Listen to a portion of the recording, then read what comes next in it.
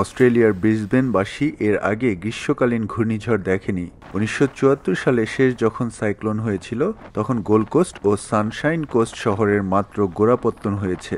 শনিবার সকালে দক্ষিণ পূর্ব অস্ট্রেলিয়ার উপকূলে শক্তিশালী ঘূর্ণিঝড় আলফ্রেড আঘাত হানে। শুক্র ও শনিবার প্রবল ঝোড়ো হাওয়ায় অনেক বসতবাড়ির ছাদ উড়ে যায়, গাছপালা ভেঙে পড়ে বন্ধ হয়ে যায় শহরের রাস্তাঘাট। সাইক্লোনের কারণে সৃষ্ট জলোচ্ছ্বাসে উপকূলের নিম্নাঞ্চলের প্রায় ১১টি উপশহর প্লাবিত হয়।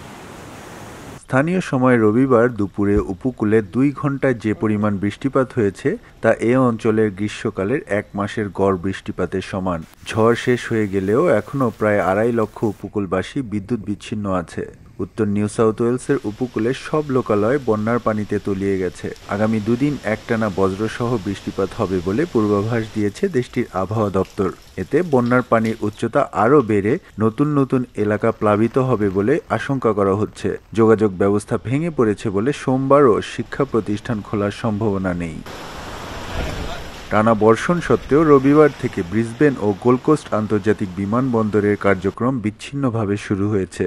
বন্যা কবলিত এলাকা ছাড়া উঁচু এলাকায় ঘরে ফিরতে শুরু করেছে নিরাপদ আশ্রয়ে চলে যাওয়া বাসিন্দারা। কেন্দ্রীয় ও কুইন্সল্যান্ড রাজ্য সরকারের উদ্ধারকারী দল একযোগে ব্যাপক তৎপরতা চালিয়ে যাচ্ছে। সরকারি বার্তা সংস্থা জানিয়েছে, ঘূর্ণিঝড় আলফ্রেড ও পরবর্তী বন্যায় অস্ট্রেলিয়ায় প্রায় $2 বিলিয়ন ক্ষয়ক্ষতি হয়েছে।